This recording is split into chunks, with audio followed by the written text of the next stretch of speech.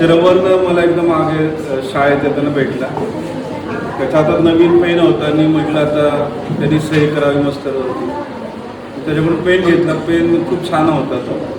तर त्यांनी सांगितलं की माझ्या बहिणीचा वाढदिवस आहे आणि त्या वाढदिवसाच्या निमित्तानं हा पेन आणलेला. सकाळी भेटलेलं श्रवण पुन्हा शाळा सुटल्यानंतर भेटला. त्याच्या डोळ्यात पाणी होतं. मी बाहेर उभं राहिलेलं तेव्हा तो भेटला. काय झालेलं तेव्हा सांग. मोठ्याने बोल जरा. माझा पेन चोरी गेलेला आणि मग नंतर ते म्हणलं माझाच पेन मग त्यानं दिलाच नाही मला पेन. आणि मग शाळा सुटल्यानंतर माझे मित्र होते ना, एक मित्र होता आणि एक मित्र होता. त्या दोघांनी सरांना सांगितले.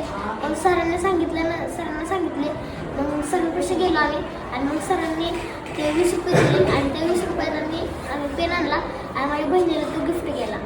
बरं, पेन दिल्यानंतर बहिणीला कसं वाटलं? खुश झालेली ना. हा 20 रुपये नको म्हणत होता, पण अरे बहिणीसाठी भेट आणलेली त्यांनी आणि असे दिवशी दोन उपयोग नाही ना, त्याच दिवशी त्यांनी गिफ्ट दिला पाहिजे ना. त्यांनी तो दिला आणि प्रामाणिकपणे हा काही दिवसानंतर काल मला भेटायला आला. त्याच्याकडे 20 रुपये होतं. सर तुमचं 20 रुपये, पण त्याच्यानंतर आता तुला 20 रुपये दिले. काय सांगितलं तुला?